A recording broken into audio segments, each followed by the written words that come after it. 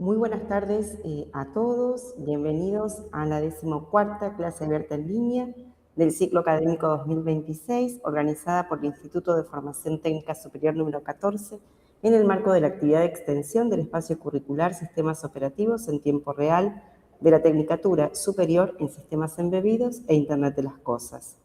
Como parte de la Dirección de Educación Técnica Superior, Agencia de Habilidades para el Futuro del Ministerio de Educación, Gobierno de la Ciudad de Buenos Aires, nuestro instituto inscribe la práctica pedagógica en las líneas de acción de la dirección, puntualmente el desarrollo de metodologías activas de enseñanza con dos propósitos: la mejora de la práctica en términos de calidad y pertinencia, mediada por el uso de la tecnología, y la producción colaborativa y la difusión de conocimiento técnico a la comunidad en su conjunto. Intitulada Cómo diseñar interfaces táctiles con LBGL y Z Studio, la clase del ingeniero Germán Gabriel Velardes, docente y colega de la casa, introduce los conceptos básicos sobre diseño de interfaces táctiles usando Z Studio como herramienta gráfica. Si bien nos acompañan estudiantes del profesor, también tenemos participantes externos a esta clase abierta, y también a todos aquellos que nos sigan por el canal de YouTube del Instituto. Voy a presentar al experto. Germán Gabriel Velardes es ingeniero electrónico por la Universidad de Santiago del Estero, es especialista en sistemas embebidos por la Facultad de Ingeniería de la Universidad Nacional de Buenos Aires. Se desempeña en el desarrollo de firmware para sistemas embebidos de modo independiente y es docente de nivel superior de formación técnica en varios institutos de la jurisdicción. ¿Sí? Para ampliar cuestiones del currículum del profesor, seguramente él les va a contar sobre su recorrido y por qué la importancia de esta temática en la presentación que él efectúa de esta clase abierta. En nombre del rector del instituto, doctor Miguel Marcelo Canetti, doy la bienvenida a todos y agradezco muy especialmente al ingeniero, ¿sí?, por la generosidad de compartir lo que está produciendo junto con los estudiantes en el aula. También agradezco a la profesora y ayudante de trabajos prácticos del instituto, Sandra Patricia Tejerina, por la grabación y la posterior edición del video. Sin más, cedo la palabra al profesor. Muchas gracias a todos.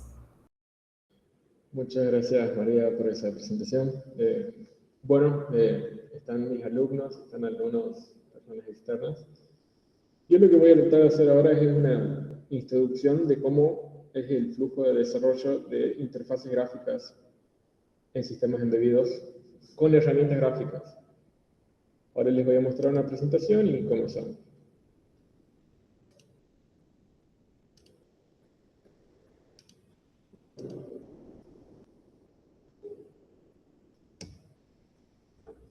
En la introducción, lo primero que hay que decir es que en la actualidad cada vez es más importante que nuestros productos no solo cumplan con cierta funcionalidad propia de los requerimientos del usuario, sino que tengan interfaces que sean modernas, que sean interfaces bonitas, fáciles de usar y que mejoren en el tiempo. Entonces, cada vez se hace más importante que podamos utilizar pantallas táctiles de alta resolución, gráficos de buena calidad y, sobre todo, interfaces y basarnos mucho en el concepto de usabilidad de un producto. Que el producto sea fácil de usar, que sea bonito visualmente. Y muchas veces eso era una contradicción cuando tratábamos con sistemas embebidos, que estamos hablando de microcontroladores o de computadores que tienen recursos muy limitados. Entonces, antes teníamos la contradicción de tenemos un sistema embebido, no tenemos muchos recursos, entonces tenemos que tener interfaces limitadas, poco bonitas, poco fáciles de usar, y ahora con los microcontroladores cada vez más potentes y las herramientas de desarrollo que tenemos ahora disponibles, tenemos acceso a generar cada vez mejores interfaces y cada vez de una manera más fácil. Entonces, siguiendo con esto, la pregunta que nos hacemos en clase es: interfaces gráficas en sistemas embebidos, ¿cómo gestionarlas de la mejor manera? Si alguno alguna vez ha utilizado una pantalla táctil o una pantalla color en en un sistema embebido, conectado a un microcontrolador, podrá darse cuenta que eso trae incluido una complejidad extra. Tenemos que manejar las conexiones a estos dispositivos, tenemos que manejar los drivers, tenemos que manejar todo el cableado. Si estamos hablando de desarrollo de hardware, tenemos que hablar de que este hardware esté bien conectado, de que esté bien alimentado y que eso no nos traiga ningún tipo de problema. Nosotros aquí nos vamos a enfocar más en lo que es el software de sistemas embebidos y después les voy a hacer algunas recomendaciones sobre placas de desarrollo. Ya vienen con pantallas integradas de tal manera que nos enfoquemos más en diseñar las pantallas integradas que en resolver los problemas que pueden surgir cuando armamos circuitos y conectamos microcontroladores solos con pantallas. Y lo principal aquí es que nosotros podemos, cualquier pantalla que consigamos, conseguir sus drivers. Y los drivers pueden ser desde lo más básico, que es pintar píxeles en la pantalla de cualquier color en cualquier posición disponible en la pantalla.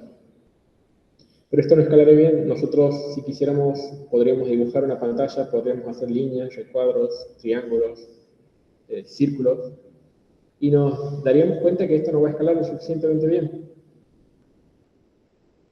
En Arduino lo suelen ver en lo que son las interfaces de las pantallas, a donde tenemos funciones para escribir el texto, tenemos funciones para dibujar en la pantalla, pero tenemos funciones que nosotros primero dibujamos algo y luego escribimos, y a medida que escribimos tenemos que redibujar muchas partes de la pantalla, porque si no, no se ve bien. Y luego, si tenemos interfaces táctiles, tenemos que añadir una gestión de eventos que me permita a mí modificar lo que se ve visualmente, lo que se ve en la parte gráfica de la pantalla, dependiendo de ciertos eventos que pueden ser eventos táctiles. No solo pulsaciones, sino también gestos. Una herramienta muy potente y que es de software libre, que nosotros vemos en las materias que se cursan en el instituto, es LBGL. Es una librería muy potente que nos va a permitir a nosotros poder trabajar con estas interfaces de una manera que sea escalable. Podemos empezar desde diseños simples hasta hacer cosas cada vez más complejas y que esto sea fácil de mantener. También ayuda el trabajo colaborativo porque podemos separar las responsabilidades de lo que es diseñar una interfaz gráfica. Alguna persona que tenga un perfil más de software de bajo nivel puede encargarse de la gestión de drivers y de recursos del microcontrolador, y una persona que tenga un perfil más orientado a lo que es la parte estética y gráfica puede diseñar la interfaz y entre los dos trabajar de manera integrada. El EBGL nos va a permitir hacer esto junto con otras herramientas más. Pero bueno, primero, ¿qué es el EBGL? El EBGL es una biblioteca de código abierto para crear interfaces gráficas. Viéndolo así, bueno, podemos verlo de manera un poquito ambigua, porque lo primero que nos preguntaríamos es ¿para qué tipo de pantallas es compatible? ¿Es compatible para todo tipo de pantallas? Y la respuesta aquí es que es compatible para una gran cantidad de pantallas, desde TFTs, OLED, pantallas e-paper, múltiples tecnologías. ¿Por qué? Porque el EBGL funciona como una capa de abstracción que no le interesa el driver de bajo nivel de la pantalla. Es decir, no le interesa la comunicación entre el microcontrolador y la pantalla para escribir los buffers. Nosotros le tenemos que pasar a LBGL una cierta interfaz, unas ciertas funciones, a partir de las cuales el LBGL va a controlar toda la lógica de eventos y va a escribir esa pantalla. La ventaja es que es compatible con cualquier tipo de pantalla que nosotros podamos conseguir y podamos conectar a nuestro sistema embebido y que podamos conseguir sus drivers. Si sus drivers son por puertos de comunicación I2C, SPI, UART, USB, lo que sea, si tenemos los drivers y nosotros podemos dibujar la pantalla, podemos utilizar el LBGL. Otra cosa más es que es una librería de código abierto desarrollada por múltiples personas profesionales de muy alto nivel, entonces consiguen obtener el máximo de eficiencia a la hora de diseñar estas interfaces, a la hora de diseñar todo lo que es el software. Entonces podemos utilizar esta librería en sistemas que tengan bajos recursos, es decir, es ideal para microcontroladores. Tiene soporte para táctiles, para animaciones, para fuentes, temas y para más. Esto es muy importante porque nosotros tenemos una versión del LBGL, pero podemos ir agregando ciertos plugins, ciertos elementos cada vez más complejos. A medida que agreguemos ciertos elementos, vamos a necesitar mucha más memoria, mucha más potencia para obtener un resultado aceptable. Pero bueno, que tener una herramienta como el LBGL que nos dé lo básico y principal y con un consumo bajo de recursos es ideal, y si además luego evoluciona nuestra interfaz, que la herramienta nos acompañe. Es decir, por eso es modular y escalable, desde simples interfaces hasta muy complejas. Estamos hablando desde simples interfaces, un sensor, una pantalla, posiblemente no hay nada táctil, podemos hacerlo bonito, podemos cambiar el tipo de letra, podemos agregar imágenes. No es lo mismo tener un sensor donde tenemos la temperatura de la sala que dice 22 grados, que tener ese mismo sensor que diga 22 grados y además tener un icono de un termómetro al costado. Eso da una sensación de calidad, es mucho más bonito y, bueno, y nos ayuda a nosotros a competir en el mercado cada vez más complejo, porque una pantalla, el costo de fabricarla es ínfimo. El costo de programarlo ahora cuando vean esta interfaz va a ser bastante pequeña, no nos trae tantas complejidades, pero a la percepción del usuario, un dispositivo que tenga una mejor interfaz, que pueda no solo tener números, sino tener imágenes, es visiblemente superior. ¿Y cómo logra el LBGL hacer todo esto? Es decir, ¿cómo logra hacer la capa de abstracción que nos simplifica a nosotros la vida, desde hacer interfaces muy bonitas, como por ejemplo la imagen que tenemos aquí, que es muy similar a lo que podría ser una interfaz de una tablet o de un celular? Y todo esto lo podemos hacer desde un microcontrolador que tiene una fracción de los recursos que tiene un celular. ¿Cómo lo hace? Básicamente lo hace a través de separación de responsabilidades. ¿Qué significa eso? Significa que el LBGL está aquí en esta parte, está entre el intermedio entre el microcontrolador y los drivers de bajo nivel y todo lo que es diseño gráfico. Cuando hablamos de diseño gráfico no solo hablamos de la parte gráfica, sino también hablamos de la gestión de eventos. Yo pongo los botones, elijo los colores, el tipo de letra, el tamaño y la posición, pero además también le anexo eventos. ¿Qué eventos puedo anexar? Desde se presionó un botón, se mantuvo presionado durante un cierto tiempo, se soltó el botón, podemos detectar eventos como gestos, podemos detectar un montón de cosas. Y cada vez se va agregando más a medida que va evolucionando la librería.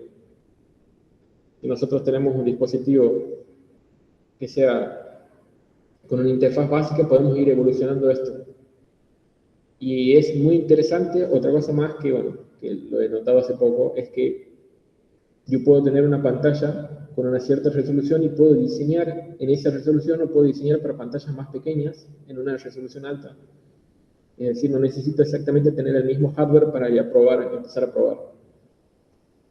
Eso es para mí muy interesante porque, bueno, cuando nosotros queremos hacer este tipo de productos necesitamos saber qué es lo que quiere el cliente, necesitamos saber cómo se va a ver el dispositivo, cuál es la cantidad de botones que va a tener la interfaz, muchas cosas que con este tipo de herramientas podemos probarlo. Si nosotros tenemos una pantalla cuadrada, podemos probar, por ejemplo, pantallas redondas que se grafiquen en esa pantalla cuadrada. Y eso es bastante interesante, sobre todo que, bueno, ahora si bien las importaciones se abrieron un poco y este tipo de dispositivos o módulos bajó de precio, sigue siendo bastante caro. Así que darle muchos usos es algo que suma bastante. Y hablamos de pantallas compatibles y dijimos que toda pantalla que podamos conseguir un driver y que se pueda comunicar con el microcontrolador va a ser una pantalla compatible con el LBGL. Pero ahora hablemos de arquitecturas de microcontroladores. Básicamente el LBGL, de la misma manera que no se encarga del driver de bajo nivel de una pantalla, no se encarga del microcontrolador. Mientras nosotros tengamos un microcontrolador con arquitecturas conocidas y que tenga un compilador C, va a ser compatible. Para que el microcontrolador sea compatible tiene que tener una mínima cantidad de memoria RAM y flash para que funcione. Y a medida que yo pueda obtener más recursos, voy a obtener mejor rendimiento de mis pantallas, pero al menos algo básico puedo hacer si tengo los requerimientos mínimos. Otra cosa importante es la independencia de la interfaz de comunicación. Muchas veces cuando tenemos microcontroladores, sobre todo cuando hacemos diseños compactos, podemos tener microcontroladores que no tienen muchos pines accesibles o que además no tienen muchos periféricos disponibles. Desde interfaces SPI, I2C o UART, que nosotros podamos con cualquier tipo de interfaz poder comunicarnos con el EVGL. Si obtenemos el driver para controlar una pantalla a través de esa interfaz, entonces se vuelve compatible. Tener este tipo de herramientas nos permite a nosotros ser bastante más flexibles con lo que es microcontroladores. No es que yo voy a diseñar mis pantallas y solo va a funcionar para una arquitectura y luego cuando cambie de arquitectura por otro tipo de conveniencias yo tenga que volver a diseñar todo. Todo eso se mantiene porque todo lo que yo diseño de interfaces lo diseño en un alto nivel. Si yo cambio alguna capa de abstracción baja, cambio el microcontrolador, cambio algún tipo de interfaz que esté utilizando, todo mi diseño gráfico, toda mi lógica de eventos va a seguir estando ahí disponible y compatible. Los requerimientos mínimos están en la página oficial. Yo lo recolecté aquí. Básicamente recomiendan como mínimo microcontroladores de 16, 32 o hasta 64 bits con 16 MHz o más de clock. Una cosa aquí es muy importante, que básicamente el EVGL hace todo lo que es el procesamiento de eventos y después llama a ciertas funciones que van a dibujar la pantalla. Si nosotros podemos conseguir que un hardware funcione, un microcontrolador que tenga interfaces bastante potentes, que funcionen con bajo consumo, que funcionen incluso con el microcontrolador apagado a través del EMEA, podemos optimizar esto, incluso tener microcontroladores más bajos. Pero sí es cierto que no solo ocupamos memoria del microcontrolador, sino que también ocupamos tiempo de procesamiento. Entonces se recomienda al menos tener 16 MHz y una arquitectura de 16 bits. La parte de flash, 64 de RAM y, mejor dicho, la parte de flash ROM, 64 o 180 kilobytes es lo recomendado. Esto, obviamente, cuando estoy hablando de una interfaz muy, muy básica. Si después yo le agrego imágenes o le agrego animaciones, esto sube radicalmente. Pero podría servir para hacer una interfaz básica, y si yo tengo un microcontrolador que a futuro le puedo agregar una memoria flash externa, o le puedo agregar una memoria PCRAM externa, a futuro puede evolucionar mi interfaz a medida que voy agregando elementos. Entonces, es muy útil que nosotros podamos hacer funcionar esto con lo mínimo, pero que además también podamos pensar en avanzar hacia interfaces más complejas. En la parte de RAM nos dice 2 kilobytes, tanto en stack y en heap.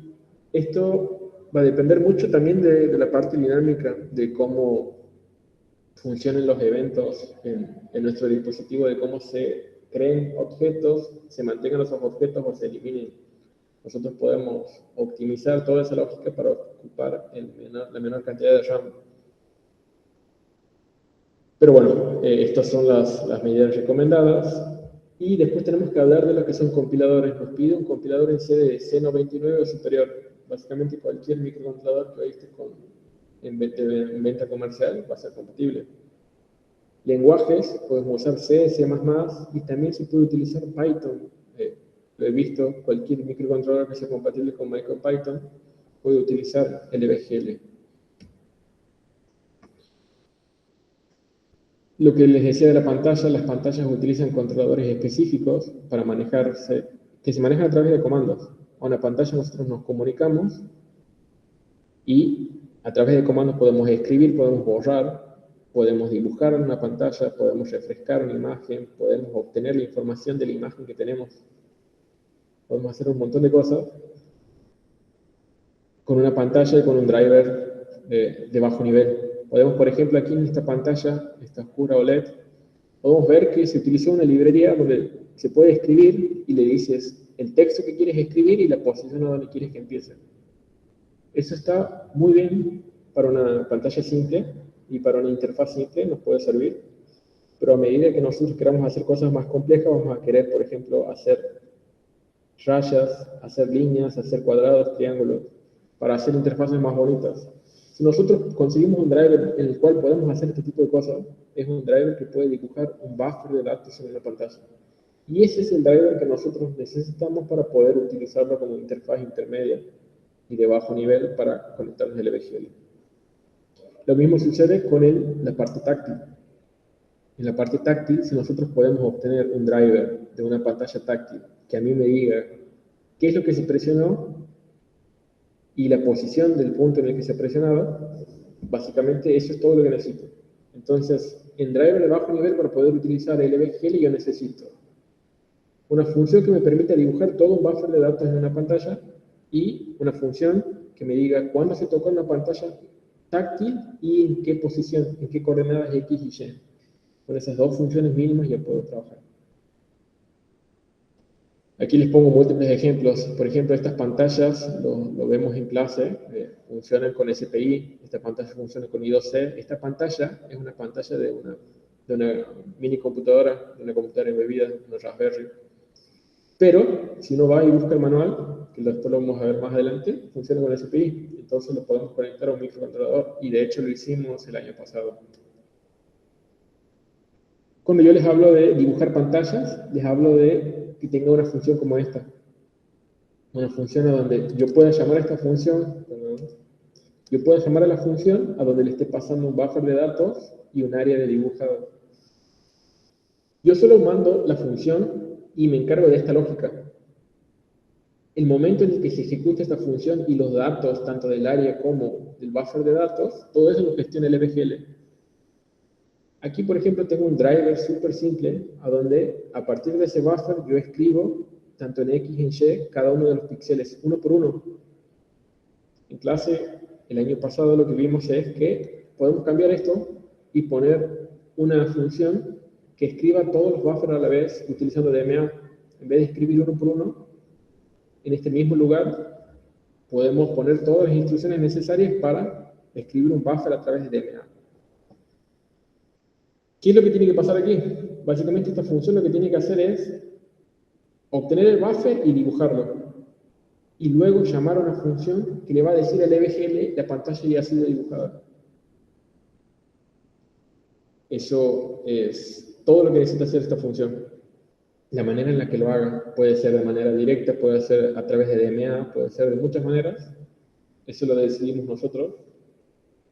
Pero nosotros nuestra interfaz tiene que tener esta función, tiene que tener las instrucciones y al final tenemos que llamar a esta función que le avisa al LBGL que el dibujado de la pantalla ya sucede. Y cuando hablamos de touch, tenemos una misma función, esto es un prototipo de función que hay que cumplir, a donde tenemos lo que es estructuras de datos complejas que utiliza el LBGL para decirle, primero, si se presionó el touch. Si no se presiona el touch, vamos directamente a que no se presiona el touch y seguimos nuestro camino. No se ejecuta nada. Si se presiona el touch, tengo que saber en qué parte se presiona el touch.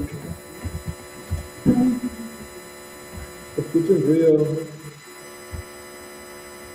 Mariano.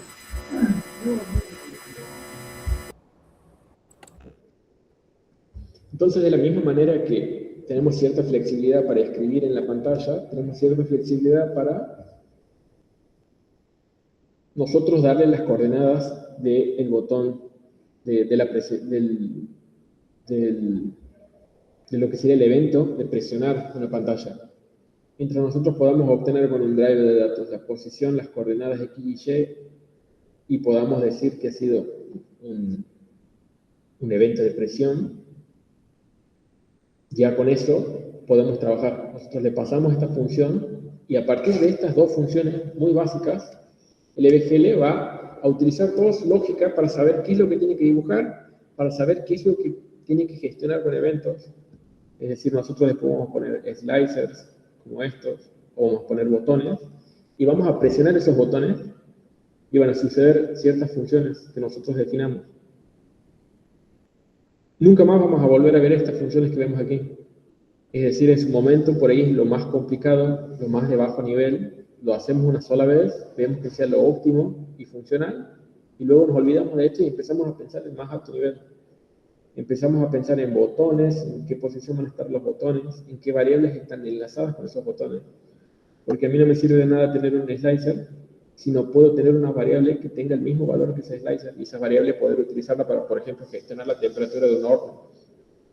Tener algo visual no me sirve si no puedo obtener información y no puedo reaccionar a eventos. Bueno, el LBGL me permite a mí todo eso. Puedo poner un widget como este, puedo decirle qué variable va a estar anexada o conectada a ese slicer, y puedo decirle a qué eventos tiene que reaccionar. La posición a donde estén los botones, a donde estén los eventos, va a significar que cuando yo presione esa pantalla en ese lugar donde está ese botón, a través de esta función va a poder detectar que las coordenadas son que está el botón ahí, y va a poder ejecutar toda la lógica necesaria. Si la lógica es que tiene que redibujar una parte de la pantalla, lo va a hacer, y lo va a hacer de la manera más eficiente. Aquí nos hace un gráfico, donde nos dice que si nosotros conectamos a nuestra aplicación lo que es la lógica de widget, de interfaces gráficas, donde tenemos ciertos widgets, algunos widgets tienen más jerarquía que otros porque algunos widgets contienen a otros. Y por ejemplo, si yo elimino un widget que contiene otros widgets, se deberían eliminar todos juntos. Para eso me sirve a mí la jerarquía. Y toda esa lógica lo gestiona el LBGL de una manera muy eficiente.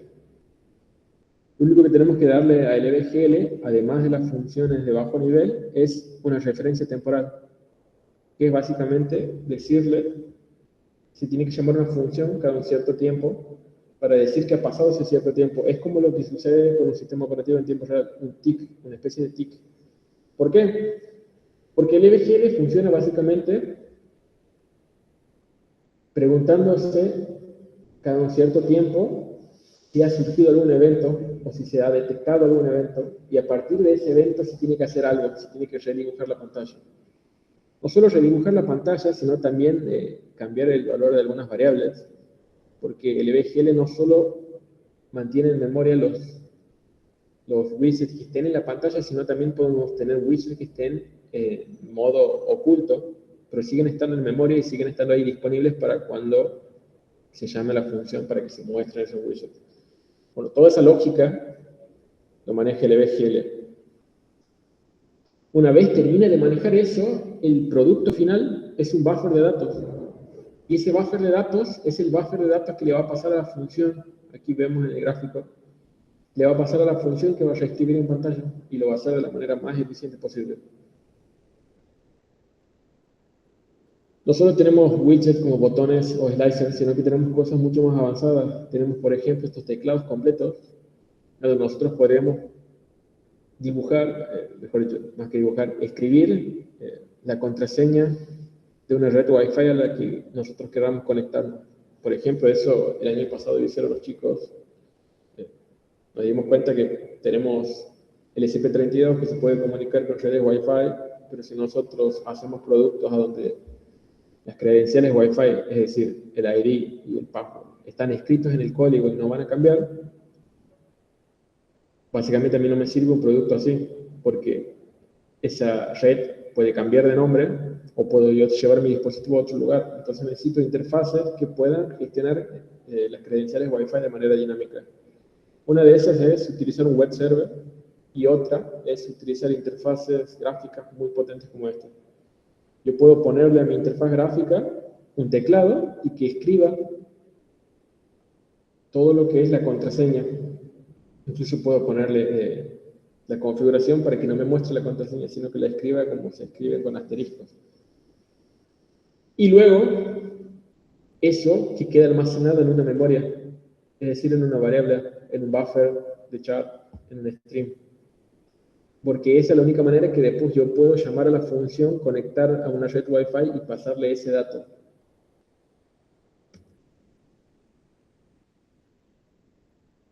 Ahora, repasando cómo configuramos esta librería, básicamente nosotros lo que tenemos que hacer es lo siguiente. Tenemos que inicializar la librería, es decir, el LBGL, una vez lo hemos instalado. Tenemos que configurar los callbacks, es decir, configurar las funciones que dibujan la pantalla y que reaccionan a los eventos táctiles.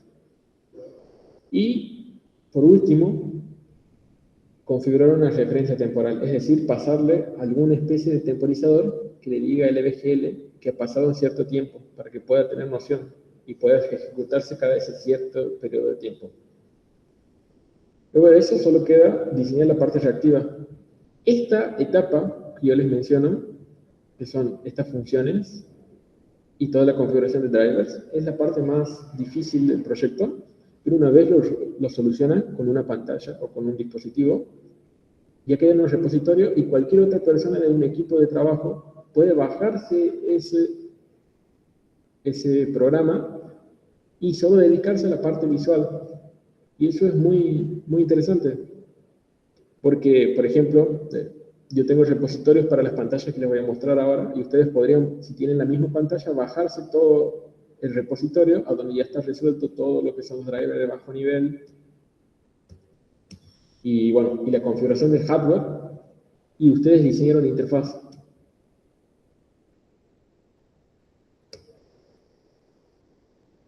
Antes de diseñar la interfaz pueden ir y ver los ejemplos. Hay muchos ejemplos. Bueno, creo que estoy compartiendo una pestaña, pero si ustedes entran a la página lbgl.io, van a ver que hay ejemplos disponibles y que pueden ver estos widgets y ver todo el código en C que pueden copiar y pegar en su código, y a partir de ahí dibujar estas interfaces, tenerlas disponibles. Es decir, nosotros a través del código podemos tener una interfaz gráfica. Y funciona muy bien, hasta cierto punto.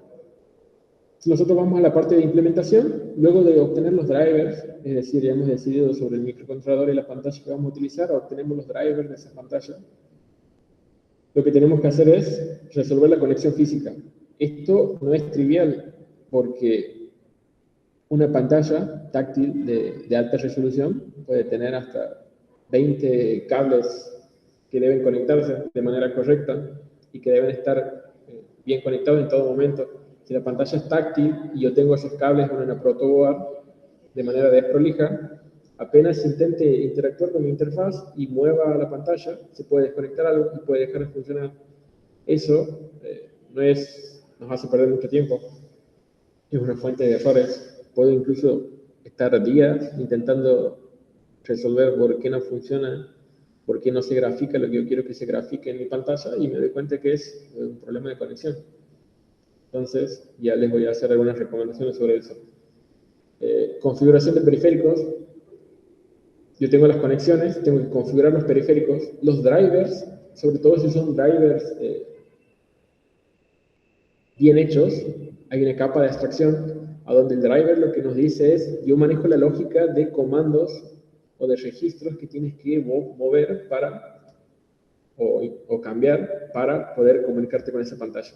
La interfaz que vos utilices, de eso te encargas vos. Eso es lo que te dice la mayoría de las librerías de pantallas.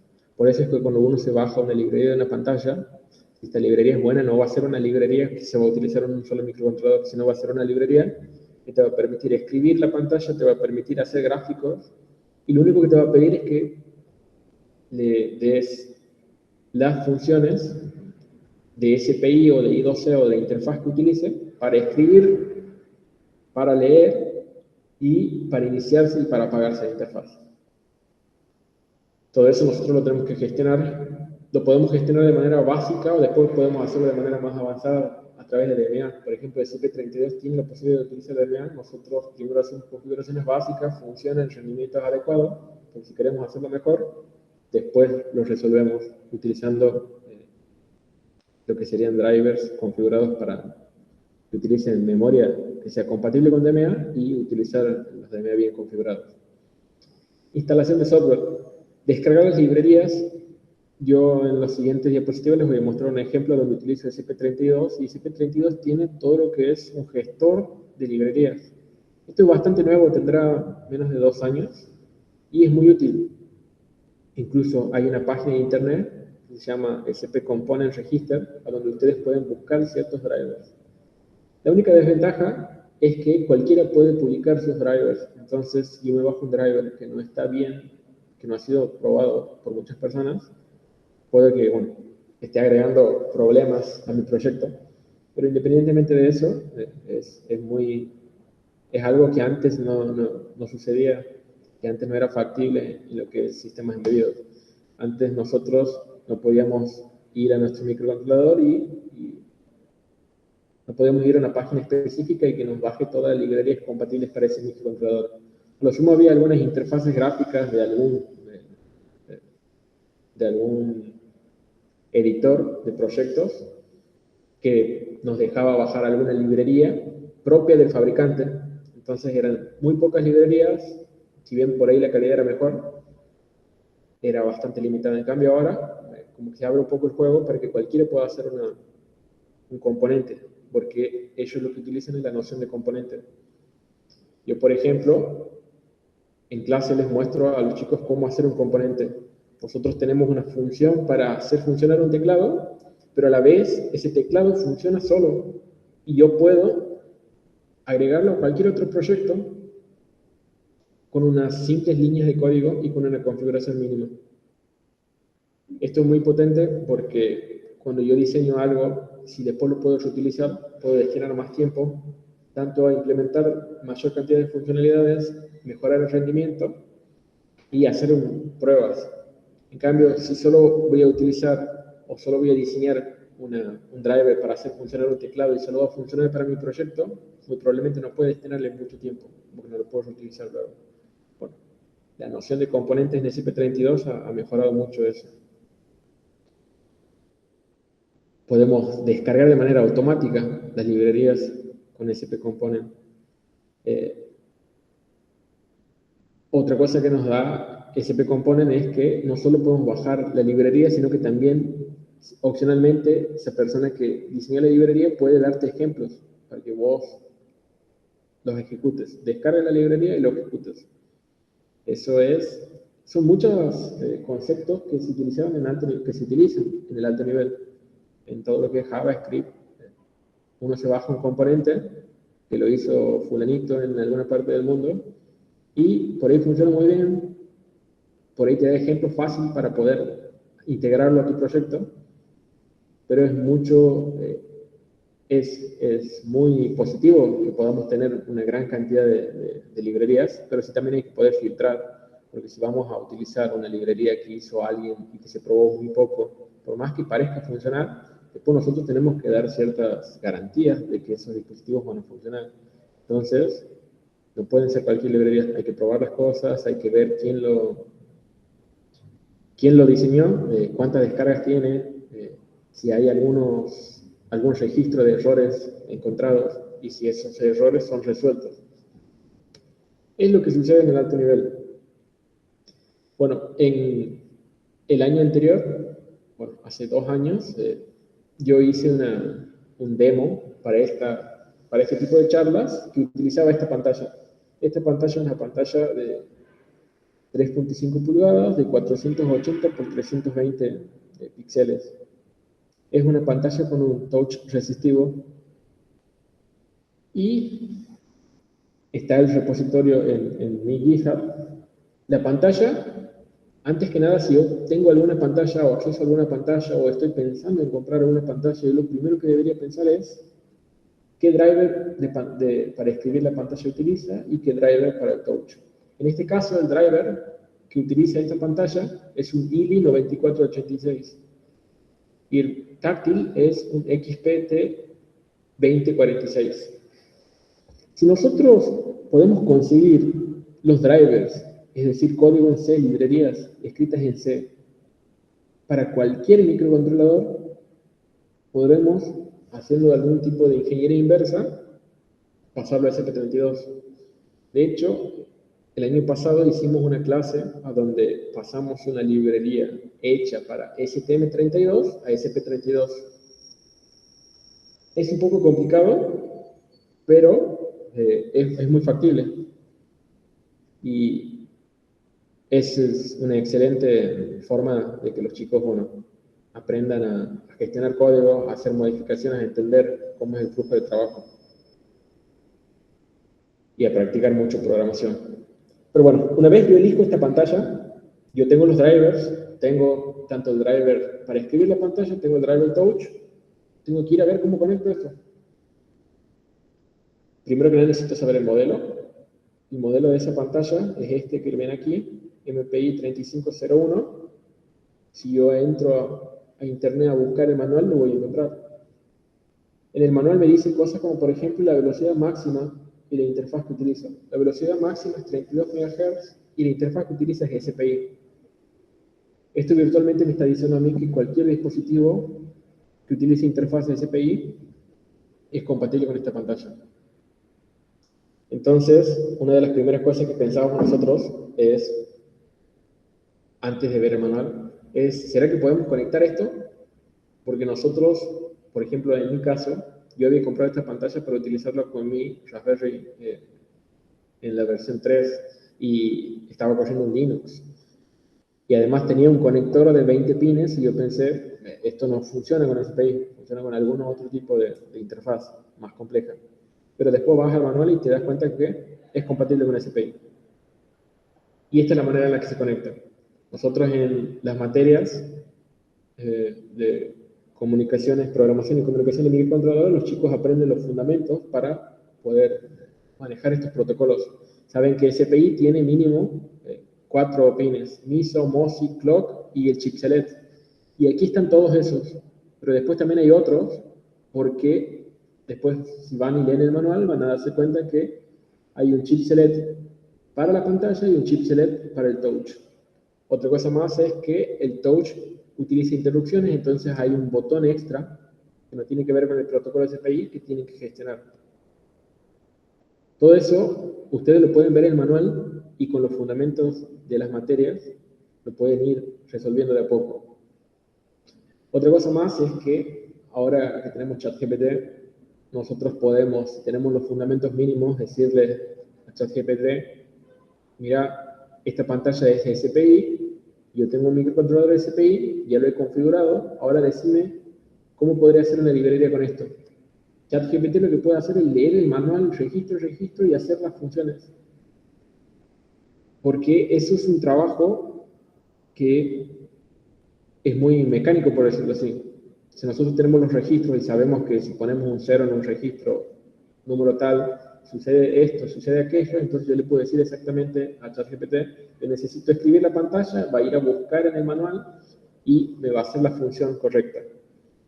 Pero yo para poder decirle eso y para que luego pueda hacerlo funcionar, tengo que saber los fundamentos de cómo conectar esto. Primero tengo que saber los fundamentos de si realmente tengo accesible en mi microcontrolador una interfaz. Si la interfaz tiene la velocidad que necesito, si está configurado de la manera correcta, porque hay muchas otras configuraciones más precisas sobre el protocolo SPI. Lo mismo sucede con I2C o con UART. Entonces, por más que ChatGPT nos pueda resolver todo, el hecho de tener los fundamentos nos ayuda a nosotros a trabajar mejor, a entender lo que estamos haciendo y sobre todo poder documentar de manera correcta y hacer cosas que no solo funcionen, sino que podamos dar fe de que en el tiempo van a durar. Esta es la página que yo les comentaba, que es a donde se guardan los componentes que cualquier persona puede subir y que son compatibles con SP32. Ustedes pueden entrar ahí a esa página, SP Component Register, y pueden en el buscador poner el driver de cualquier pantalla y puede que alguien ya haya hecho el driver. Si alguien hace el driver, ustedes pueden a través de un link descargarse la librería e integrarla en su proyecto de manera cómoda.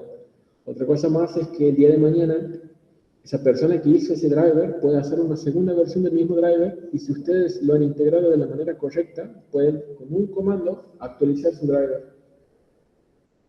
Eso puede producir que funcione de manera más eficiente. Bueno, es algo muy potente y es un concepto que se utiliza en el alto nivel.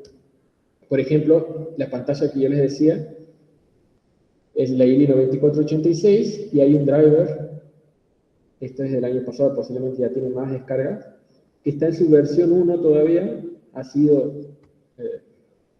en ese momento publicado hace un año y cuando entré tenía un cierto número de descargas, me pareció correcto, lo probé y funcionó. ¿Ustedes cómo hacen para descargarlo? Si ustedes están utilizando SPIDF, que es la herramienta de trabajo oficial para programar SP32, no hacen otra cosa que ir al terminal y pegar este comando idf.pi.addDependency y le ponen el nombre de la dependencia. Ustedes apretando Enter con eso, cuando compilen su programa, solo va a descargar, se va a conectar a internet y va a descargar del repositorio oficial de la persona esta que publicó este driver la versión que ustedes quieren. La mayoría de los drivers, si están bien diseñados, tienen todo lo que es una capa de menú config. Menú config es una herramienta que no es de SP32, sino que es una herramienta libre, se utiliza mucho en Linux también, que basado en archivos de texto puede uno armarse un menú de configuraciones. Por ejemplo, cuando yo me bajo este driver, yo me armo un menú de configuraciones a donde yo puedo saber las configuraciones de LVGL para este driver en específico. Le puedo decir la orientación del dispositivo, le puedo decir la resolución, puedo decirle qué SPI va a utilizar, cuál hardware específico va a utilizar. Todo eso después va a tener cuando yo toque el botón de compilar, se va a compilar y se va a ordenar de manera correcta. Va a generar código que va a ser compatible con todas estas opciones. Pero lo potente de esta herramienta es que yo visualmente voy a tener un registro donde voy a decir qué es lo que configuré y lo puedo gestionar desde una interfaz donde me explica, si yo me paro en una de las opciones, puede haber ahí un texto que me explique más en detalle qué es cada una de esas opciones. Eso me evita a mí tener que ir al código en C, a la línea específica donde está, cómo se determina cuál SPI utilizar, y ahí modificarlo. Porque si yo voy y toco el código solo para modificar cuáles son los pines que voy a utilizar, puedo estar generando una fuente de error cuando lo podría hacer a través de esta interfaz, y esta interfaz solo me va a dar las opciones disponibles y que sean compatibles. No me va a dejar que ponga una opción que no sea compatible. En cambio, si yo voy a la línea de código en C, yo podría escribir cualquier cosa. Entonces es una fuente de error. Usar menú config y hacer proyectos que tengan una interfaz de menú config es algo muy importante, sobre todo cuando queremos hacer proyectos que van a durar en el tiempo. Proyectos que cuando dejan de funcionar tenemos que empezar a ver de dónde surgió el error, y es mejor que no sean este tipo de cosas, porque tenemos las herramientas como menú config para poder gestionarlo. Luego pasamos a lo que es configurar el LVGL. Una vez yo ya he bajado el driver, se instalan librerías, yo agrego los includes de esas librerías y ya puedo llamar a la pantalla. Puedo escribir en esa pantalla, puedo generar gráficos básicos, líneas o triángulos, cuadrados. Tengo todas las funciones disponibles. Aquí les muestro el código de la pantalla anterior que vimos, y básicamente tiene una función donde dicen LG driver init, y esta función llama a la función que va a configurar el puerto SPI, que va a configurar los pines con los que se va a conectar el puerto SPI, que va a configurar algunos detalles, por ejemplo, si utiliza DMA o no, que va a configurar todo el hardware y lo va a dejar listo para funcionar. Y luego llamamos a lvinit. lvinit lo que hace es la primera función que tenemos que llamar antes de empezar a armar nuestra lógica LVGL. Nosotros llamamos esta función y luego empezamos a configurar las cosas. Una de las configuraciones que tiene, esto cambia de versión en versión. Es básicamente lo mismo con algunas pequeñas diferencias, pero por ejemplo aquí podemos ver de manera clara que el LVGL, yo inicio la librería de LVGL, tengo que pasarle una estructura llamada dispositivo buffer, a donde le paso los buffers y el tamaño de los buffers. Los buffers no son más que array de datos. Mientras yo tenga más memoria disponible, puedo poner buffers más grandes y el rendimiento va a ser mejor. Porque recordemos que el LVGL lo que hace es gestionar toda la lógica de imprimir una pantalla. Si yo tengo que imprimir una pantalla que tiene 3200 por 480 píxeles, es mejor que lo haga con buffer de datos de 1000 posiciones a que lo haga de 100. Bueno, todo eso va a depender de la memoria disponible. También voy a encontrar un equilibrio, porque por ahí puedo hacerlo con un buffer muy grande, pero no es muy necesario. que demore 20 milisegundos más, pero que me saque la mitad de la memoria de mi proyecto, por ahí no sea conveniente. Otra cosa que tiene esta función es que puedo utilizar dos buffers. Uno se preguntará, ¿para qué utilizar dos buffers? Es porque si nosotros utilizamos DMA, podremos, en teoría, dividir la pantalla en dos y un buffer sea los gráficos que corresponden a la parte superior de la pantalla y se están escribiendo con DMA mientras se está calculando la segunda parte de la pantalla y guardándose en el buffer número 2. Entonces esa es una de las ventajas. Luego le paso la resolución, le paso las funciones de callback que les había dicho. Aquí está la función IL9486 flush, que es la función que escribe la pantalla. Y luego de eso, bueno, algunas otras funciones más que no son más que registros o para guardar los datos de configuración en la estructura. Y después empezamos con la parte táctil. Con la parte táctil tenemos también estructuras, iniciamos esas estructuras, le pasamos el tipo de formato táctil que va a tener, en este caso va a ser un puntero, es decir, va a funcionar detectando puntos. Le pasamos la estructura de dispositivo, a donde se van a guardar las configuraciones, y pasamos la función callback. Esta función callback es la que vieron anteriormente, que se llama cada cierto tiempo, y si se ha presionado la pantalla, te devuelve las coordenadas exactas de dónde se ha presionado la pantalla. Luego de hacer esa configuración, llamo a lb-indef register y ya está todo registrado. Una vez hago esto, y estoy listo para escribir en la pantalla lbgl. Yo lo primero que hago es, por ejemplo, aquí hago la bandera de la Argentina. Yo podría hacer una función a donde, a través de las funciones que tiene el lbgl, armar una gráfica. lbgl tiene unas funciones que son muy parecidas a las que tendría las funciones que se utilizan para modificar el DOM, por ejemplo, de HTML. Si alguien alguna vez utilizó HTML o programó, se va a dar cuenta que hay ciertos componentes y que cada componente tiene características. Por ejemplo, hay componentes que son texto, podemos decirle el tamaño del texto, el color, si tiene bordes, muchas configuraciones. Bueno, el LBGL hace exactamente lo mismo. Aquí, por ejemplo, nosotros creamos una pantalla de inicio, le ponemos un background color, que es el color de fondo, y luego vamos armando el dispositivo. Esto, ustedes hace tiempo, hace 3, 4 años atrás, lo tenían que hacer a mano. O con algún ejemplo, ir modificándolo. Hoy le podemos decir a ChatGPT, por ejemplo, esto se hizo con ChatGPT, por eso ahí pueden ver el orden y todo explicado, el mismo detalle. Pueden ver cuántas líneas de código me sirven a mí para hacer, por ejemplo, la franja central blanca de la bandera, luego la franja celeste y la otra franja amarilla del sol.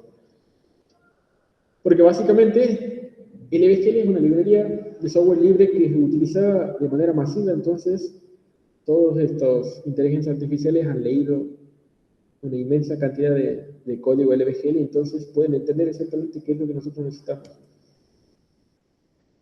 Después lo vamos a ver en otros ejemplos, a ver, en este ejemplo. Pero bueno, antes de eso vamos a pasar al problema de las conexiones. Yo cuando probé esto, lo probé con conexiones. Tenía una placa, tenía aproximadamente, creo que eran 10 cables que tenían que conectarse a la pantalla, y esta pantalla era táctil y además el táctil era resistivo. Significaba que si yo tocaba la pantalla táctil un poco y se movía algún cable, dejaba de funcionar todo. Imagínense que lo frustrante que es configurar todo, la complejidad que tiene, para que luego no se pueda utilizar esto, o no se pueda probar de manera adecuada. Uno tiene que estar probándolo de manera muy suave.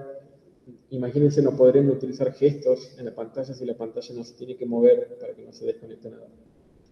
Entonces, todo el problema de la conexión de cables es muy importante poder resolverlo, sobre todo si tenemos pantallas táctiles.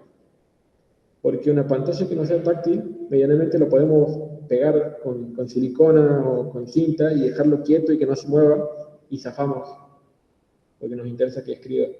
Pero si la pantalla tiene una interfaz táctil, hay que interactuar, y esa interacción Si la pantalla incluso es una pantalla resistiva que hay que hacer bastante fuerza, bastante presión, se complica. Aquí, mi recomendación es, si ustedes van a hacer un proyecto que va a funcionar a largo plazo, que necesitan hacer pruebas, les conviene comprarse una placa de desarrollo con un módulo integrado. Como por ejemplo estas. Yo me compré estas dos que están aquí. Esta es de 7 pulgadas, esta es de 3,5. Son muy compactas. Es solo cuestión de conectar USB y ya están energizadas y ya pueden empezar a programarlas. No hay que tocar ningún cable, no hay que hacer nada. Esta pantalla más grande, de 7 pulgadas, tiene una resolución de 720 por 480. Alcanzar una resolución como esa implicaría que ustedes, si no tuvieran un módulo integrado, tendrían que conectar a aproximadamente 20 cables porque utiliza una interfaz paralela de 16 bits, además de la línea de control. Es decir, esto sería imposible hacer una interfaz de esa resolución sin utilizar un módulo integrado. Y tampoco tendría sentido, porque la verdad es que es un laburo terrible. Un solo cable que se mueva mal hace que deje de funcionar todo. Y entonces uno no sabrá, hice algo mal en mi lógica, algo está mal conectado, ¿qué es lo que pasa?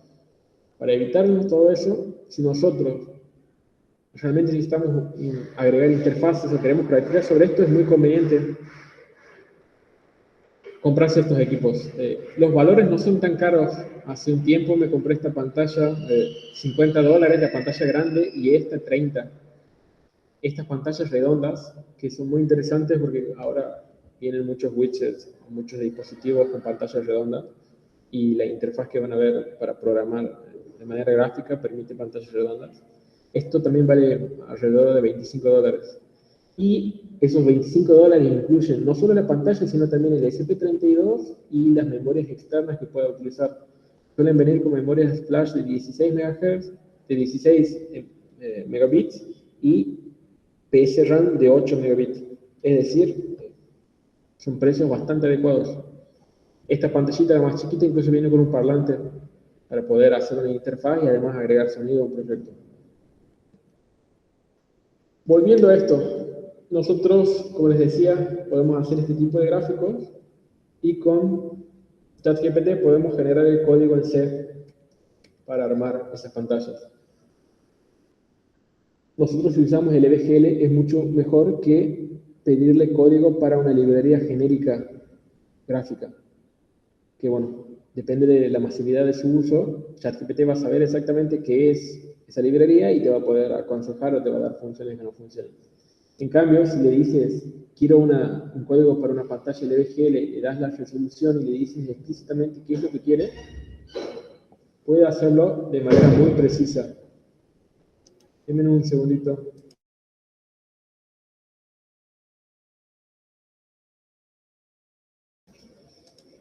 Puede hacerlo de manera muy precisa, sobre todo porque nosotros le estamos diciendo la resolución, estamos diciendo que es el EVGL, por ahí habría que pasarle las versiones porque de la versión 9, que es la última, la versión 8, hay algunas diferencias mínimas, pero bueno, si nosotros tenemos un driver configurado para la versión 9 y le pedimos a ChatGPT código para la versión 8, puede haber incompatibilidad y puede que no funcione. Pero aquí lo que yo le pido es lo siguiente, quiero que la interfaz tenga 2 botones y un contador en el medio que aumente. Lo que va a hacer ChatGPT es pasarme la función exacta, a donde pueden ver que genera una pantalla, que genera un label, que es decir, un espacio de texto, que va a ir cambiando. A ese label lo pone en 0 al principio, no sé si alcanzan a ver el mouse, le dice ese texto qué tamaño va a tener. Por ejemplo, aquí el tamaño de la fuente va a ser Montserrat 32, podemos poner la alineación, le podemos decir exactamente, todo esto lo hace ChatGPT. Después va creando los botones uno por uno. Y cuando creen los botones, que por ahí es lo más interesante, no solo nos dice el tamaño del botón y la posición y el texto que va a estar ahí adentro del botón o el color, sino que además le podemos agregar evento, callback. Un callback es una función que se llama cuando sucede un evento. Entonces, si tenemos el botón -1, el callback se va a llamar decrementar. Si tenemos el botón +1, el callback se va a llamar incrementar. Y con esto que nos pasa ChatGPT, ya podemos armar nuestra interfaz. Luego, obviamente, hay que definir qué es lo que va a hacer callback. ¿Qué sucede cuando yo toque el botón +1? Lo que va a suceder es lo siguiente. Voy a imprimir en pantalla, es decir, voy a modificar el contenido del texto que tenía antes y le voy a poner el valor del contador. Y lo mismo va a pasar cuando toque el -1. En vez de sumar, como es aquí, se va a restar. Y este va a ser el resultado. Si ustedes configuran todo el driver y luego al final, cuando ya está funcionando, le piden a ChatGPT que arme esa interfaz, lo va a hacer. Podemos ser más específicos, podemos decirle cuál va a ser el color de fondo, podemos decirle el tamaño del número, podemos decirle el color de los botones. Yo no se lo pedí, no le especifiqué, así que no me dio algo genérico. Podemos ser detallistas y funciona. Pero a medida que vamos haciendo las cosas más complejas, eso empieza a no funcionar muy bien, sobre todo porque si no estamos pagando por una membresía en ChatGPT, a medida que empecemos a querer evolucionar nuestra pantalla y agregar más botones, más colores, más diseño, se va a empezar a olvidar del código anterior. Nosotros por ahí podemos volver a inyectar el código anterior y decirle, seguí con esto y agrega esto, pero no va a escalar muy bien. No va a escalar muy bien porque sobre todo estamos pidiéndole a un ChatGPT que a través de texto trate de entender lo que nosotros queremos gráficamente. Entonces la pregunta es, ¿no sería mejor utilizar una interfaz gráfica donde nosotros podamos posicionar los botones, agregar las imágenes? Y si bien ahí no podemos programar las funciones que se van a llamar, sí las podemos definir, ponerles un nombre, y que luego se genere un código que me da mi espacio para escribir exactamente qué es lo que tiene que hacer cada callback. Y eso es lo que hacen las herramientas de alto nivel, como estas. Hay muchas herramientas. STStudio es una herramienta libre que lo que hace es a través de widget generarme mi código en C. Yo pongo una interfaz, puedo poner imágenes, botones, widgets avanzados, puedo poner más de una pantalla, después toco un botón y se genera el código. A ese código hay que agregarle ciertas cosas, como por ejemplo anexarlo a algunas variables, porque no todas las variables las definimos en esta parte gráfica, sino que algunas tienen que estar definidas en el código en C o ajustadas. También que podemos ajustar que algunos elementos se puedan desaparecer dependiendo del valor de una variable. Podemos hacer muchas cosas. A medida que hacemos widgets más complejos, agregamos imágenes, se vuelve más pesado el código. Eso también hay que tenerlo en cuenta. El EBGL no es la única, STStudio no es el único herramienta. Hay herramientas propietarias, por ejemplo, STM32 tiene la propia. Hay algunas que utilizan lenguajes desmarcados como HTML o XML para hacer lo mismo. Yo prefiero estas que son gráficas, porque después de resolver todo lo que es bajo nivel, le podría decir a un diseñador, alguien que realmente sepa de colores, de dónde tienen que estar ubicados los widgets, que haga el mejor trabajo posible. Y esas personas no tienen necesariamente que saber nada sobre todo lo que es la capa anterior. Y eso es lo que hacemos con STStudio. Una vez solucionamos todo lo que es un driver, lo guardamos en un repositorio. Lo suelo hacer yo para una clase, y si los chicos se bajan ese repositorio, pueden diseñar sus interfaces, les presto la pantalla y pueden hacer andar sus interfaces. Exactamente lo que ven aquí es lo que sucede aquí. Después los eventos y todo lo demás es un poquito más difícil de sincronizar, porque no es solo que cambie algo gráficamente, sino que por ahí hay que ejecutar ciertos eventos o secuencias de qué es lo que sucede. STStudio nos da cosas importantes como por ejemplo acceso a todos los componentes disponibles. Tenemos desde widgets como botones, listas, paneles, tabs, tab view, ¿qué más? Calendarios, tenemos teclados, tenemos switch, slicers, tenemos animaciones, tenemos para agregar imágenes. Agregar imágenes es básicamente, yo bajo una imagen de internet, la convierto a través de un programa que es parte de STStudio y la transformo en un mapa de bits que después la puedo posicionar en cualquier parte de mi pantalla. Dependiendo de la resolución de esa imagen, va a ser cada vez más pesado el programa, así que hay que tenerlo en cuenta. Pero lo importante de aquí es que todo esto que nosotros, o al menos que ChatGPT lo hacía, definía cada componente y le daba sus características uno por uno, línea por línea de código, nosotros lo podemos hacer a través de un menú como este. Le decimos el nombre del periférico, la posición, el tamaño, le podemos decir de qué color va a ser y que gestione ciertos eventos. Lo podemos hacer todo configurar a través de un panel que tiene muchas ventajas. Primero, ordena todo, porque por ello no quiero saber las 10.000 configuraciones que tiene un componente, yo solo quiero utilizar algunas. Segundo, solo me va a dar acceso a opciones que sean compatibles. No voy a poder poner una opción errónea. En cambio, si yo lo hago a mano, yo puedo escribir cualquier cosa en el código en C, después que compilo no será otra cosa. Pero entonces el flujo aquí es un poquito más limpio, más fluido.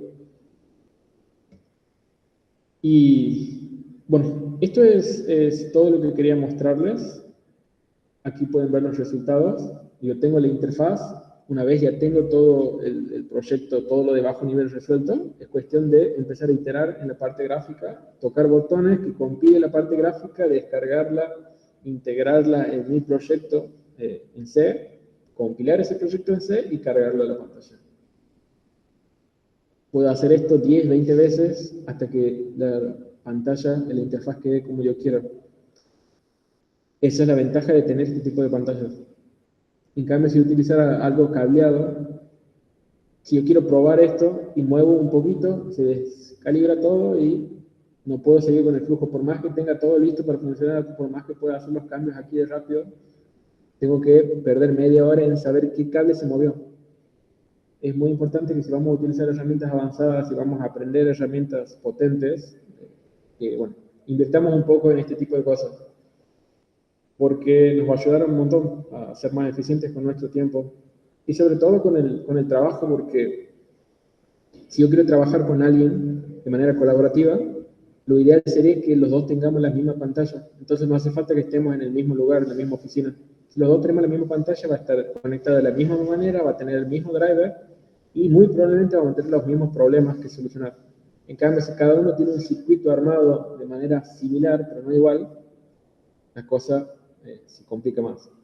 Entonces, bueno, eso es una de las ventajas que tiene esto. Esto lo vemos desde las primeras materias a donde aprenden a utilizar las interfaces SPI, I2C, todas las interfaces seriales para comunicarse con pantallas. Y luego, bueno, empezamos a hacer cosas más complejas. La conclusión de esto es que si queremos hacer este tipo de interfaces, lo podemos hacer sin el EVGL, lo podemos hacer sin este tipo de pantalla, pero va a ser un trabajo muy sacrificado y sobre todo muy poco mantenible, porque no es lo mismo integrar a un equipo a alguien nuevo y mostrarle, decirle, mira, el repositorio de driver de bajo nivel está aquí y la interfaz, la última versión es esta. A mostrarle este tipo de códigos crípticos que él tiene que compilar en un hardware que puede que lo tenga que armar a mano y dependiendo de las configuraciones que tenga puede que no tenga el mismo resultado. En cambio, si nosotros tenemos nuestro proyecto en esto y tenemos la pantalla armada, es decir, la pantalla todo integrado, cualquier persona nueva puede llegar, integrarse al equipo y desarrollar con nosotros de la manera más rápida y efectiva. Y eso es, bueno, lo que quiero marcar un poco con estas herramientas. Son un poco complicadas, sí, hay complejidad extra, pero todo esto se justifica. Y bueno, eso la verdad que es todo. Voy a sacar un poco la pantalla para verles la cara, a ver si están todavía ahí.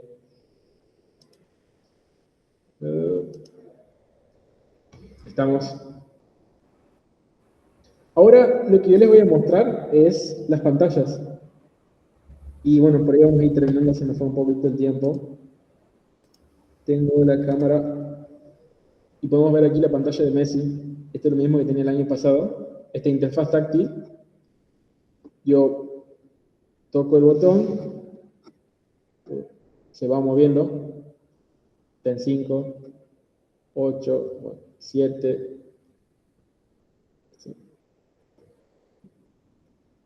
Ahí reacciona medio lento, pero está. Después también puedo pasar a otra pantalla, creo que esto es el teclado. Y esto lo pongo aquí, pero después si lo queremos integrar a nuestro proyecto, si no, yo lo tengo escrito aquí a un valor, ese valor puedo utilizarlo para poner la contraseña de mi pantalla. Después puedo volver a la pantalla inicial. Esto, la verdad que es muy bueno.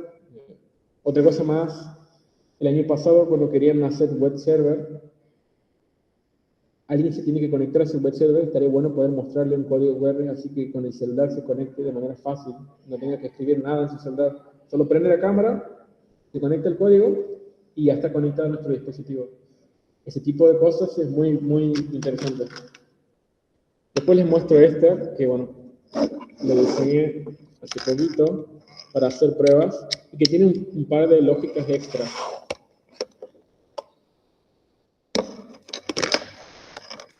Esto simula ser un termostato, no alcanzan a verlo ahí. Y yo puedo ponerle la temperatura que quiero, 38 grados, pongo iniciar y empieza, se prende aquí un icono de que está prendido un calentador. Cuando llega a 38 se va a 59, se va a apagar ese calentador. Toda esa lógica es, básicamente le estoy diciendo, yo quiero que dibujes esos elementos, pero que los hagas desaparecer cuando sucedan ciertas cosas. Después puedo moverlo más y que el calentador inicie de vuelta. Ahora, ¿qué pasa si estoy en 78 grados y quiero bajar la temperatura? Toco el botón iniciar y en vez del calentador aparece una especie de ventilador. Estas son cosas básicas, pero la herramienta STStudio me permite a mí hacer todo este tipo de cosas. Y luego lo vamos haciendo cada vez más complejo. Esto se movió la pantallita, pero estamos ahí. Otra cosa más es que aquí puedo agregar un icono, que es el icono de una marca. La marca cambia, no es mucho problema. Voy a la interfaz de STStudio y la agrego. Con 3 o 4 clics, lo agrego, compilo y vuelvo a cargar todo. Así que bueno, eso es todo lo que quería mostrarles. Esto daría para más clases, porque es un tema bastante amplio. Pero bueno, mi punto, mi enfoque es poder desmitificar que esto es ultra complejo. Sí tiene sus complejidades, pero una vez solucionamos algunas cosas, después ya quedamos con el alto nivel y ahí es mucho más fácil trabajar. Incluso pueden trabajar de manera colaborativa. Puede que todo el equipo no sepa todo el proceso, pero alguien se encarga del bajo nivel y los demás se encargan del alto nivel y pueden trabajar de manera coordinada. Eso es algo muy bueno y es muy valorable. Ustedes aprenden este tipo de herramientas. Bueno, si alguien tiene alguna pregunta, estamos en el momento. Sí, profe. ¿Qué tal? Buenas noches. Sí, decime. Profe, en cuanto a enfocado un poco a lo que nosotros estamos viendo con los microcontroladores CP32, en el caso de microcontroladores que tienen un solo núcleo y que esta pantalla, digamos, me imagino que a la hora de producir la imagen y después las tareas del touch consumen como mucha memoria. ¿Cómo sería digamos, la estructura de priorizar por el mismo tema de que es un procesador de un solo núcleo? ¿Se trabaja bien o hay alguna limitante? No, básicamente el EDGL no le interesa cuántos procesadores tienes. Yo creo que tu punto va en cuánto tiempo de procesamiento consume mantener refrescada una interfaz. Claro. Básicamente, dependiendo de la interfaz y de la cantidad de widgets que tengas, va a demorar más o menos. Nosotros, en nuestro código, aunque tengamos un solo núcleo, un solo bucle, es decir, cuando utilizamos un sistema que no sea multitarea, tenemos que llamar a una función. Esa función va a ser una especie de refresco de pantalla, y eso se puede llamar en cada un cierto tiempo. Lo que se suele hacer cuando no utilizamos sistemas operativos en tiempo real que nos permiten utilizar más de una tarea, es poner esto en una interrupción. Okay. Cuando llega un cierto tiempo, se levanta un flag y no refresco la pantalla en la interrupción, porque en la interrupción tengo que ser bastante rápido, pero ya con levantar ese flag hay una variable que está en 1, después vuelvo de esa interrupción rápidamente, y en el código donde estoy haciendo siempre lo mismo, hago algo diferente esta vez, porque esta vez hay algo que refrescar. Esa manera es la que se gestiona, porque si yo estoy constantemente refrescando, es poco eficiente y sobre todo, no solo tengo la interfaz, tengo que hacer algo más con mi producto. Mi producto está manejando un calentador de agua, por ejemplo, o está enfriando algo, o está conectándose con internet. Entonces sí es muy importante hacer todo esto de manera lo más eficiente posible. Claro, claro, porque sí, a la hora de tener, qué sé yo, servos o luces o sensores, no sé si tiene una limitante de trabarse, pero sí, como usted lo dice, entonces es como la manera correcta. Sí, después otra cosita más es si ya pasamos a sistemas operativos en tiempo real, que tenemos más de una tarea, ¿qué prioridad le daría a la pantalla? Y la Sí, respuesta es depende. Si vos tienes un horno industrial, yo prefiero que se trabe mi pantalla a que se queme algo adentro del horno. Eso ya es una cuestión de criterios, pero ustedes lo pueden poner de la manera que a ustedes más les parezca. Pero siempre va a depender mucho. Nosotros ya vimos en el sistema operativo que tenemos tareas, les ponemos ciertas prioridades y que si una tarea tiene algo que hacer, como por ejemplo la tarea de escribir la pantalla, tiene que escribir la pantalla, va a dejar de hacer todo lo demás. Todo lo demás puede ser activar algún tipo de seguridad, accionar algo, lo va a dejar de hacer hasta que no termine la pantalla. Podemos minimizar el riesgo de que suceda algo importante mientras dibujamos la pantalla si hacemos una pantalla pequeña, si tenemos menos widgets, si el tiempo de procesamiento, si es más simple la pantalla, la interfaz. Pero si no es el caso, es preferible que todo lo que tenga más importancia o que sea que necesitemos reaccionar más rápido tenga mayor prioridad y la pantalla que sea lo último. Sobre todo porque algunas pantallas son muy bonitas pero no cambian todo el tiempo. Así que no es muy importante que refresquen al momento, sino es por ahí más importante algún accionamiento mecánico que suceda primero. Pero todo lo que es LVGL no se entera si tienes un sistema operativo en tiempo real o no. Así que todo eso lo gestionas vos de la manera que mejor te parezca. Y sobre todo lo vas encontrando a través del rendimiento. Las pantallas lo que te muestran a vos es el rendimiento. Cuando vos tocas el botón, cuánto tiempo demora en reaccionar, eso ya te va indicando. Si vos quieres que lo reaccione mejor, tienes que darle más prioridad o tienes que hacer más simple la pantalla. Pero si realmente después tienes que hacer otras cosas y esas cosas no pueden reducirse, entonces tendrás que encontrar el equilibrio. No refrescarás tu pantalla tan rápido como te gustaría, pero encuentras un equilibrio. ok, bueno, gracias. Gracias a vos por tu pregunta. ¿Alguien más? ¿Algo?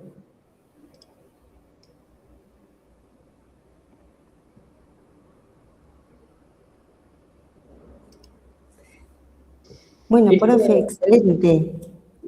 Sí, excelente. No sé si querías hacer un comentario, pero la verdad que, digamos, la propuesta de esta clase que expresa también lo que los estudiantes vienen trabajando con vos y que vos les aportás un poco más también para que puedan dialogar con otros espacios curriculares, es muy enriquecedora y además sos muy generoso en compartir elementos, ¿sí?, que les va a servir como futuros técnicos superiores en sistemas embebidos, ¿sí? Que estas sugerencias que les haces, también datos, información respecto de los valores, pero que bueno, es el kit o la caja de herramientas que como futuros profesionales también es útil que dispongan y que tengan como también como inversión, decimos, ¿no?, profesional.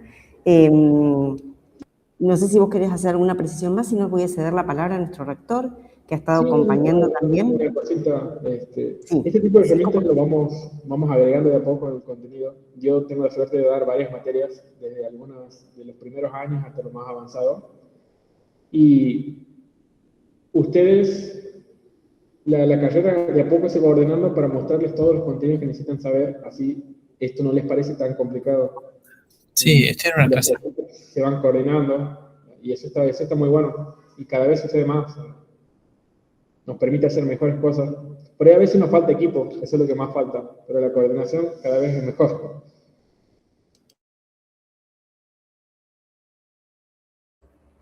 y con el paso del tiempo va a ser cada vez, pero más vamos a optimizar recursos humanos intelectuales para sincronizar y para que los proyectos que puedan producir nuestros estudiantes sean de calidad, puedan responder también a la demanda de la jurisdicción, de nuestro país, lo que se está necesitando, y ellos también puedan ir encontrando el lugar adecuado, ¿sí?, en la sociedad para responder a las demandas, a las necesidades, sobre todo, ¿no? Todas estas cuestiones que vos presentaste, que hace una síntesis también de varios espacios curriculares y emplean el uso de la inteligencia artificial, también resultan un desafío para nuestros estudiantes como futuros profesionales, ¿sí?, también para la comunidad de docentes, ¿eh?